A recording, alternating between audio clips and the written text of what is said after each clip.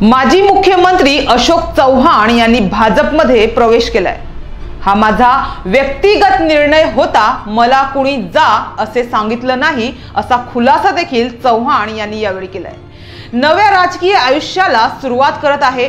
गेल्या 38 वर्षाचा प्रवास बदलून नवा मार्ग मी स्वीकारला आहे। नरेंद्र मोदींकडून प्रेरणा घेऊन देशाच्या आणि राज्याच्या विकासात योगदान देता यावं यासाठी हा निर्णय घेतला आहे, असं चव्हाण म्हणाले।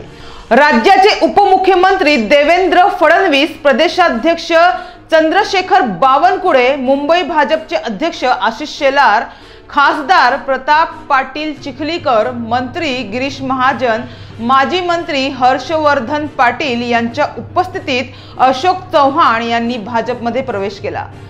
मी जिथं होतो तिथे प्रामाणिकपणे काम केलेलं आहे। भाजपमध्ये प्रवेश केल्यानंतर प्रामाणिकपणे काम करण्याची ग्वाही देणार आहे। आगामी निवडणुकीत भाजपला जास्तीत जास्त जागा मिळतील यासाठी प्रयत्न करणार आहे। राजकारण हे सेवेचं माध्यम आहे, मी कुणावरही टीका करणार नाही, असं अशोक चव्हाण म्हणाले।